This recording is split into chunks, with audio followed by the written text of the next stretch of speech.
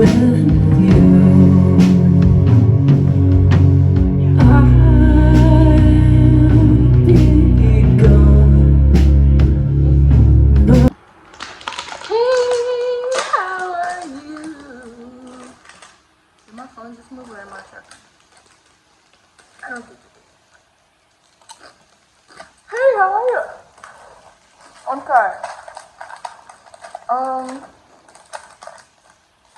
I'm just gonna ramble, try to get some shit off my chest. Can I get some shit off my chest? What's going around in my soup today? I'm glad you asked. Thank you so much for giving me a platform. First words that come to mind, to my mind, is trust, shadow integration, and sensuality. As of lately, let me stop doing for a second.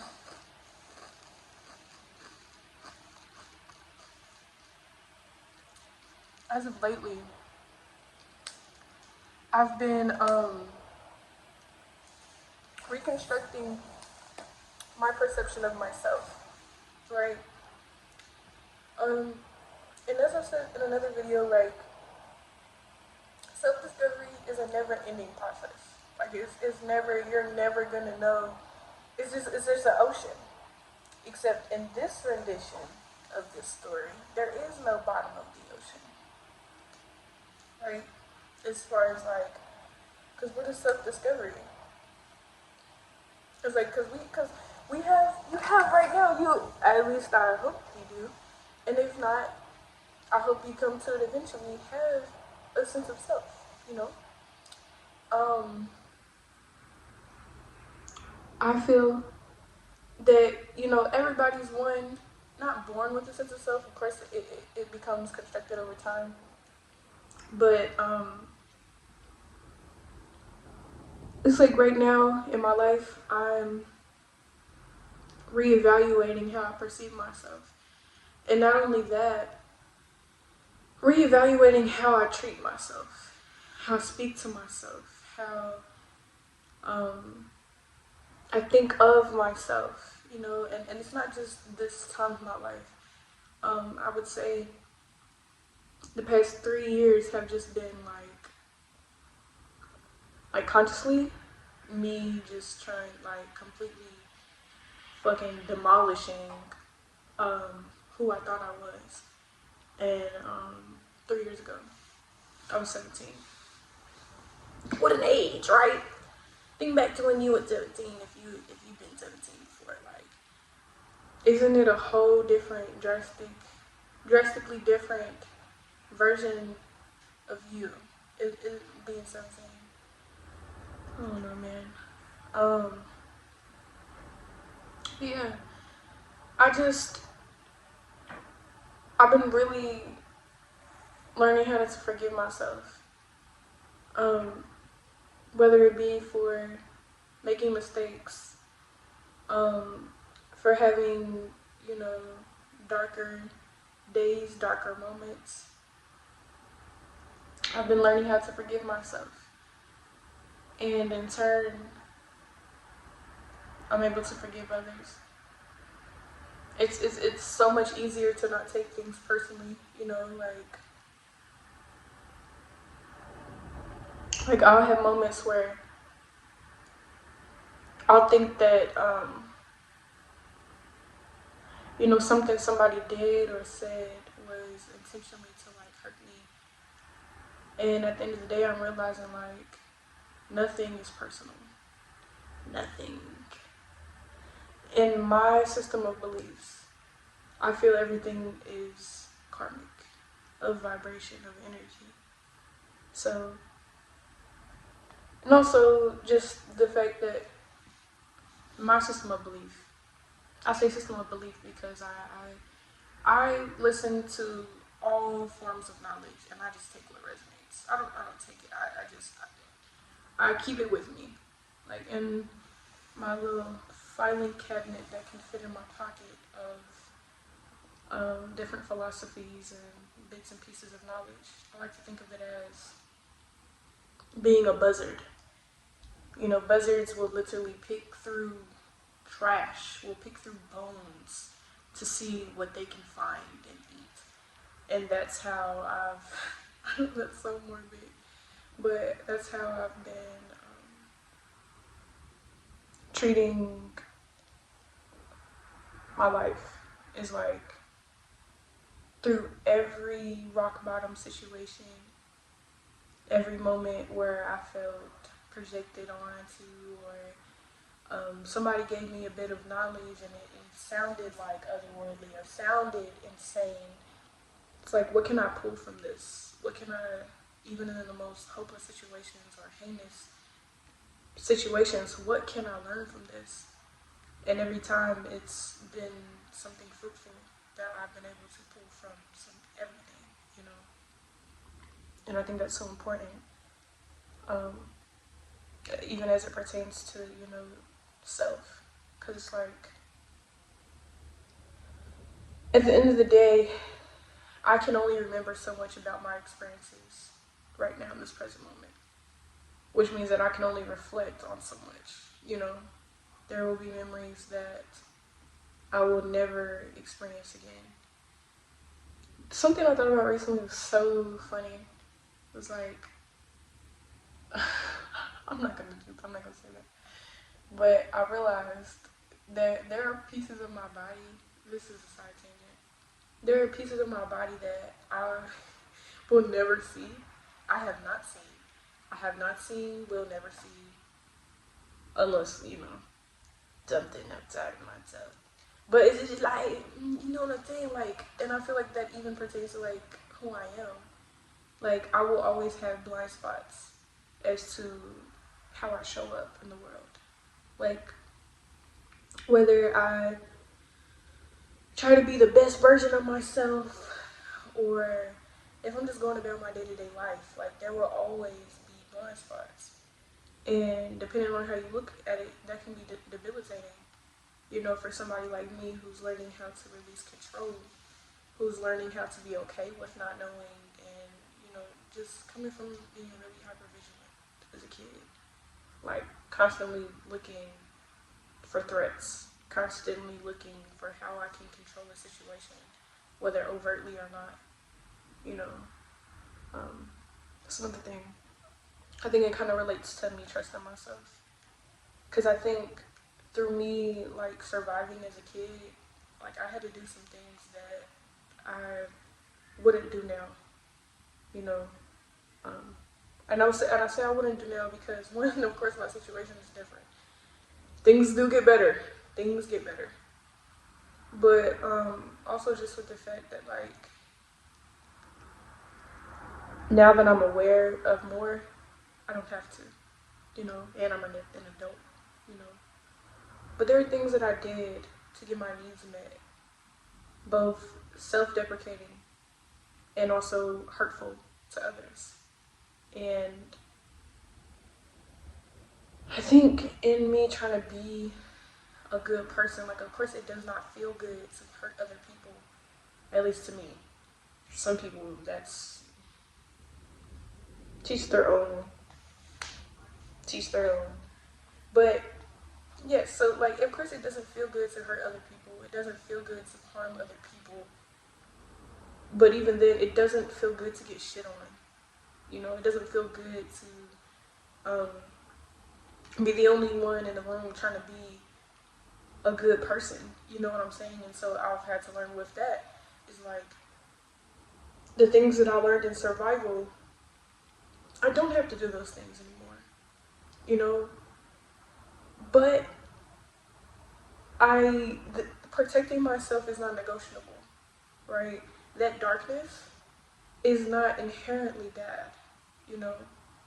Um, and I actually think that the best people that walk this earth, and when I say best, nobody is better than anybody. When I say best, I mean the most genuine.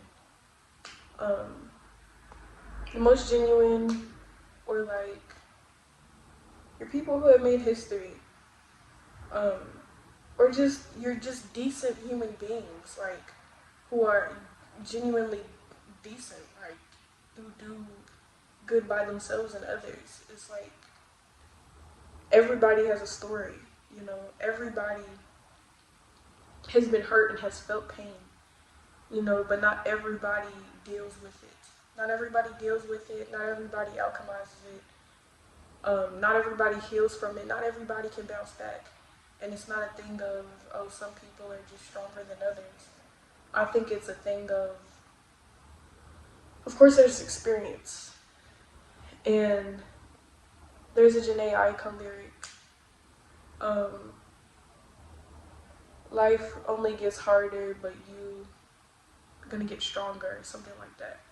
Like, new levels, new devils. Like, in order to grow, in order to not be stagnant, sometimes to me, stagnancy feels like death. Like, not growing, not, not, not learning, it feels like death. Or just sitting in emotions and like not dancing, not making art, not talking about it to myself or to God, not walking, like, because my mental health walks have done me a number, like, in a good way. Just moving, right? We are animals, but we are conscious. You know, we are alive, and never mind the fact that we're animals and that we're conscious. We're alive, and things that are alive move. You know, they move whether you see it in a fucking micro by whatever the fuck. They're still moving. You know, and to me, depression makes you want not want to do that. And I feel like my most depressive periods in my life, like even as it pertains to like laziness, you know, of course there are genuinely people who just are not, who just don't give a fuck. They don't want to get up. They don't want to do anything. But even then, cause I used to get called lazy all the time, like in my later teenage years, like when I was 17, and it was literally because like I was in my room all the time. It wasn't that I didn't help around the house or anything. That's a whole lot of context. But I laid around a lot during that time because I was exhausted. I think mentally and physically. And as I've come to figure out, depression is really just depressed. Like, this one is so cliche. But no, for like, when you're depressed, I feel that is your body calling for rest. Like, and also to feel those emotions, you know, to feel that depression, because to me, depression is like, I like to think of it as my heart is weighed down, you know. It's like, whether it be by pain or emotions or grief or anger, it's like something is like wilted, you know, like wilted. And think of like wintertime, like things around us look depressed, they look dead, whatever, but really they're resting. I definitely believe that stagnancy has a purpose. Of fucking course. Stagnancy has a purpose, right? Resting is important. That's why I was gonna say, like, being called lazy. I've never been a lazy person in my life. Like, to me, even the concept of laziness, of like sloth or whatever, is kind of like, I see it as, and even like in our society of being like this hyper productive, like that shit being shoved down our throats, like seeing our parents, oh, I can't come to your concert because I have work. Oh, I can't do this because I have work. Or, you know that, you hear that all the time as a kid. It's like, my parents are always doing something, you know. At least for me, it was like something I noticed was like work, work, work, work, work, work, work, work, work, work, work, work, work, work, work, work, work. You know, and it's like, to me, the biggest tool on my journey has been rest, has been slowing down, has been pulling away, pulling away from the world pulling away from working, pulling away, and not everybody is afforded that same luxury. You know, like we have, of course, there's people who have, they are the pillar of their family. They can't, and that saddens me because it's like, imagine, I don't have to imagine, I know what that feels like. Empathy. Somebody just being fucking exhausted, physically, emotionally, mentally, spiritually, just exhausted. And they can't stop moving, can't stop working for fear of what will come, you know.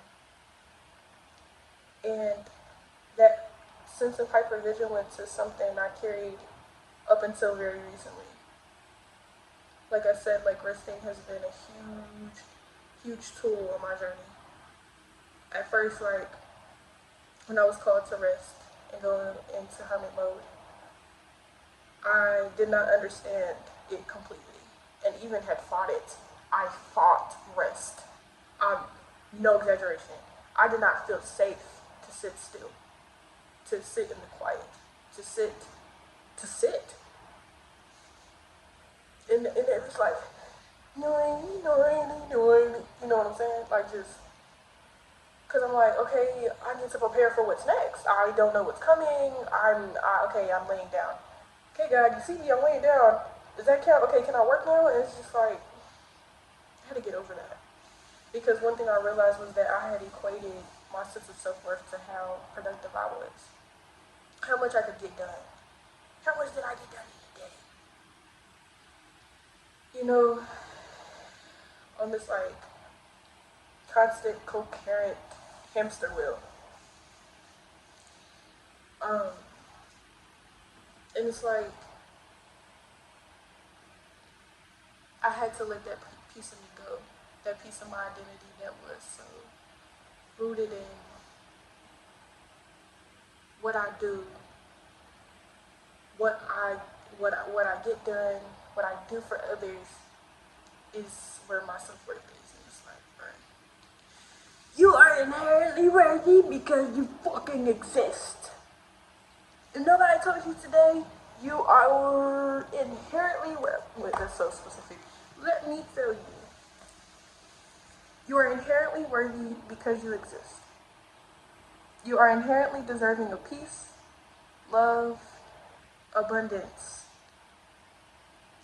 forgiveness, because you exist. Point blank period.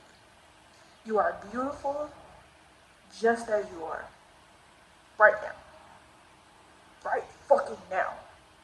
Not what you're gonna look like in 3 months after you hit the gym. Not what you look like when you get your new shade of foundation. Not what you look like when you get that new outfit that you ordered off of Whoop the Whoop. Not when you get that partner that can validate that you are worthy of being chosen. Right now. That's one thing I had to learn is how to be okay with disappointment. How does this relate to what you just said, God? Let me tell you. I had to learn how to be okay with disappointing my loved ones, disappointing myself, disappointing, just disappointing people. And I feel like that's when I say disappointing myself, I mean the expectations, these high ass perfectionistic ass expectations. And it kind of goes with like resting. It's like, I'm a living being. And just as much as I need to move because I'm alive, I need to rest as well. I need my seasons of dormancy. I need my seasons of stagnancy because I'm not a fucking machine. You know? And it's like, to think like if society just worked where we work, like maybe this group of people works this amount of months per year and then the other side of the people is just like not working or maybe doing some shit that's like more communal or emotional or social based while other people are like you got your builders, your constructors, or like that's just me throwing it out there. But just like, or like flip flopping, or like I had heard a little bit ago that over in Europe, I don't know where, I think Spain, but I'm not sure.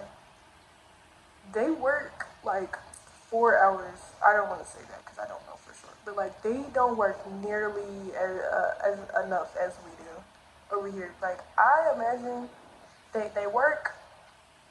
I was gonna say something else. I'm gonna say it first. They work, and then literally after everybody gets off, damn near at the same time. I think I don't know.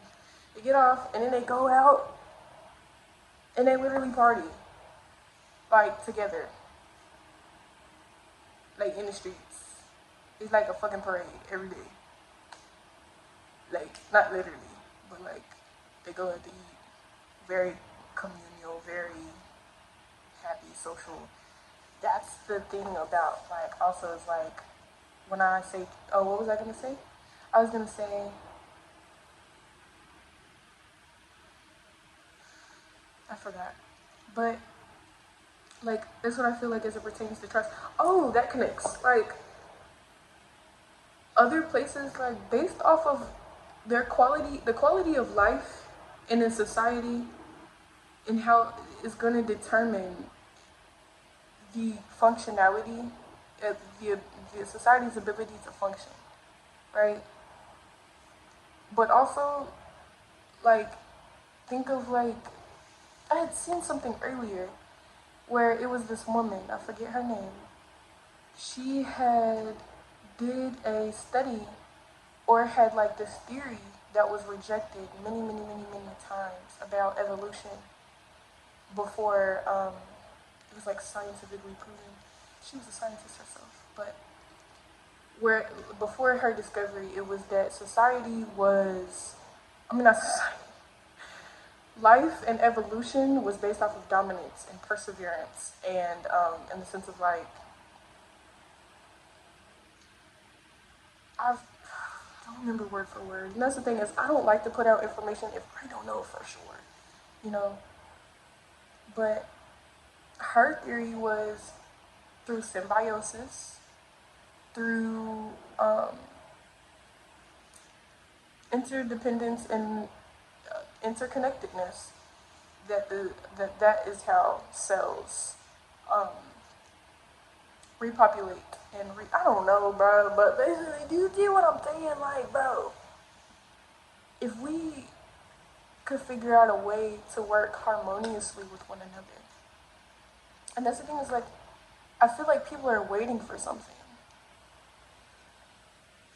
I don't know if it's for a revolution. People are waiting for Jesus to come back. Some people are. Some people are waiting on Jesus to come back. Come back. Let me tell you. Your Savior is not something outside of you. You are your own Savior. We are our own Saviors. A lot of people don't want to hear that. Because why? Why? It calls for accountability. It calls for reflection. It calls for change. And a lot of people don't want to do that. I don't want to change. No, I don't. I learned a new word today. It's called, the word is petulance. Meaning exhibiting characteristics of moodiness or anger in a childish way. Sense of entitlement. Bitch, get off your ass. Go figure out something you can do to be of service. I'm so over it. I'm like, there are plenty of people who not only have avid resources, they are able-bodied, they have the time, they have the place to help out, but so many people want to live in their own fucking bubble, whether it's due to fear, hyper-individualism of I didn't get help, so why do I gotta help somebody else? Bitch, that logic logic doesn't make any fucking sense.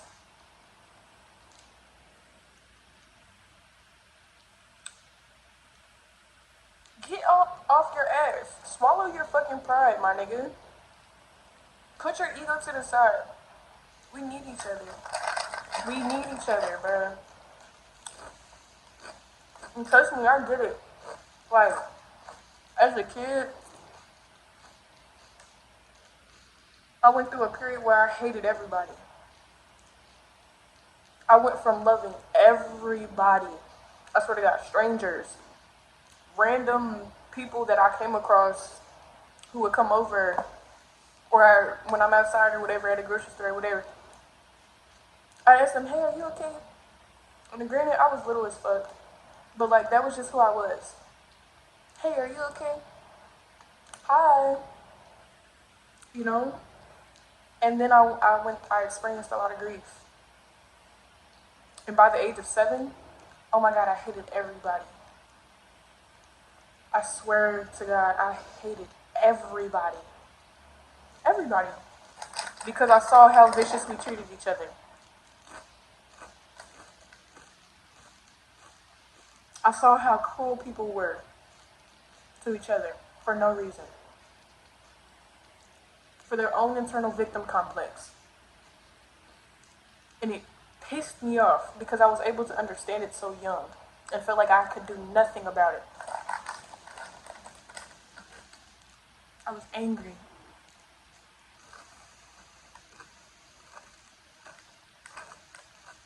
And I let that anger sit and fester and grow and evolve. I swallowed that chaos because I didn't want to project it onto anybody. And I did for a while. Like I said in the beginning, I did things I'm not proud of to survive, to get my needs met, to express how I was feeling, the pain on the inside. I didn't have the tools necessary to cope with what I was going through. But even then, I saw it around me. Just this like constant exhibiting of violence, whether enacted upon each other or in media. And to me, my developing brain at that time, it was like, shit, if these men get to do it, the same men that terrify me, why can't I? That's no way to live, man. That's no way to live. But I've forgiven myself for it. I had no idea. You know? But even then, as it pertains to this, it's just like, in my healing, I had to accept the fact that there are going to be people who are just fucked up individuals. They're just shitty human beings. They're going to be people who are jealous. They're going to be people who hate me for no reason. Their own preconceived notions as to why I deserve to be hated. Whatever. It doesn't fucking matter. I'm still going to be myself. I'm still going to be myself. I'm still going to love everybody regardless. I'm still be me. I'm still do what I do. The show must go on. You know? It's like, I'm figuring out how to use my God-given talents for my community. And right now that looks like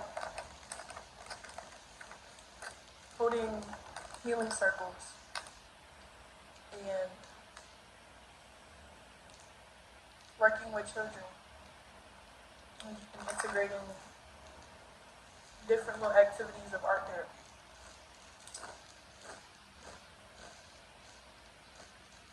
Teach these kids how to deal with their emotions. Our society is a result of a whole bunch of people and their wounded inner child. They got some power to know what to do with it. And granted, there's people who know what they're doing. They know how malicious they're being. And I don't want to speak for all of them, but I know some of them, it makes them feel better. Whether temporarily or not, it makes them feel better.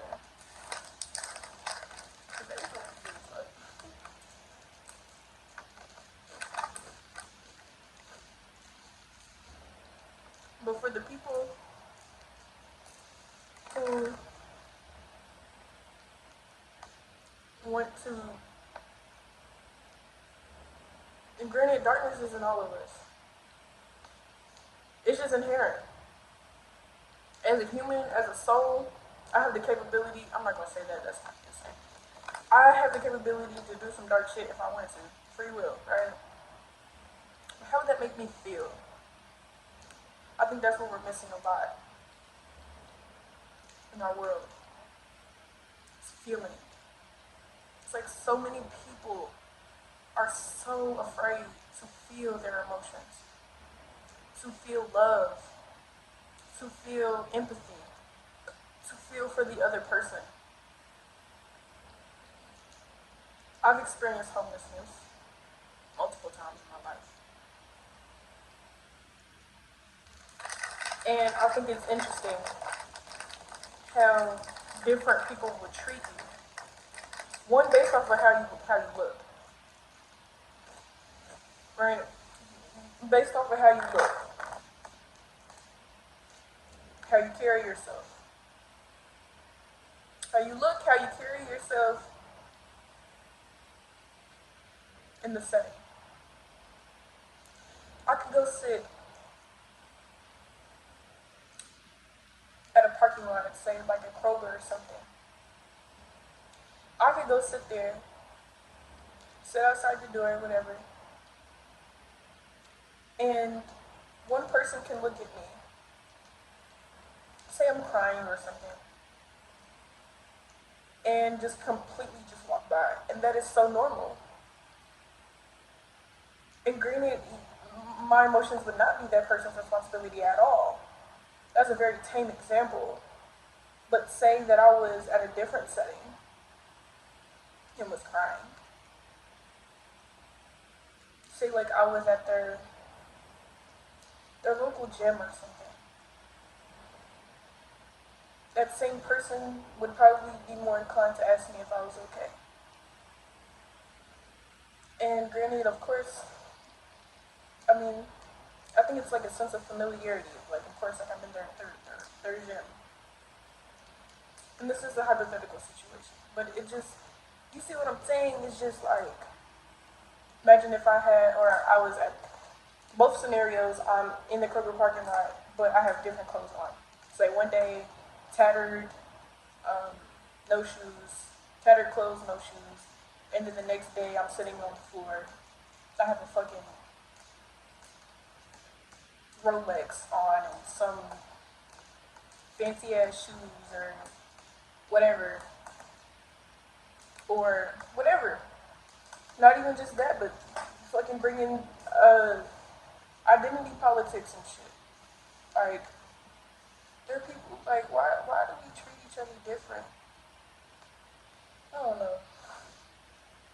Why are these the same questions I've asked myself since I was little, I swear to God. It's important to be inquisitive. To not lose your inquisitive, childlike nature. Because otherwise you lose yourself. And trying to be an adult. Granted, being an adult is inevitable. There's nothing wrong with it. But it's when you forget that you are human. Being so caught up in adulting and being productive and how others perceive you, how your parents perceive you. So you forget that you're an independent person that exists outside of what other people tell you that you are and what you should be. How can you take what you're natural at? How can you take what makes you feel good and use it to help both yourself feel better and to help with your community or your family or your friends. Outsource your help, my nigga. Stop the fucking nuclear family. Like, I'm not gonna help anybody outside of my family because the blah blah blah blah blah. Bitch, there are humans that exist outside of the people that you just so happen to be related to by blood. Did you know that? If you didn't, let me be the one to tell you. There are people that need your help. There are people that need your help.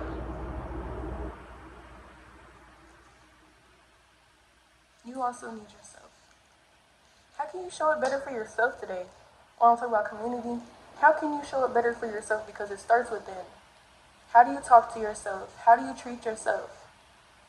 I mean, literally, how do you treat yourself? Like, how do you take care of yourself? That's why I said you cannot forget that you're in that you were a child at one point. That childlike innocence, we go through shit. It never goes away unless you choose to let it go. It's a choice. How can you nurture that part of yourself? How can you bring yourself to feel joy today? How can you be of light to others? You know?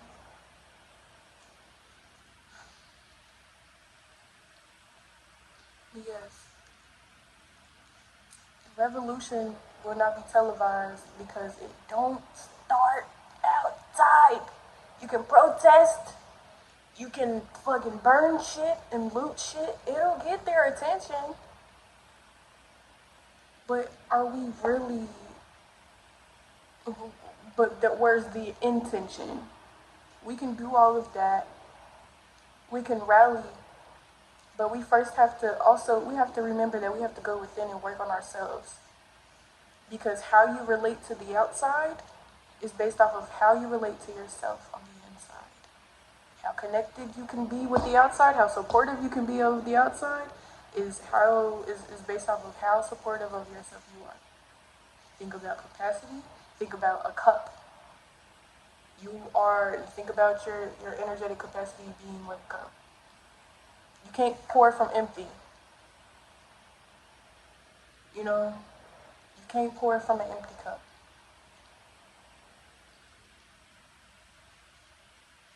And boundaries are important. Figure out who's deserving of being poured into. Pour into them. Let that person that you haven't texted in a while know that you love them.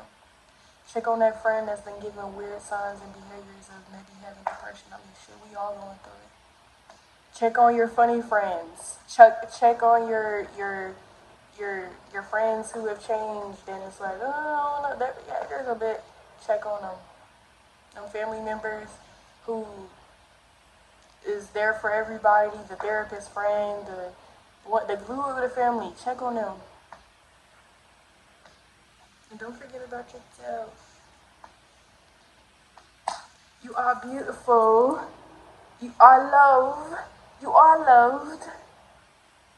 Did the cat signing off?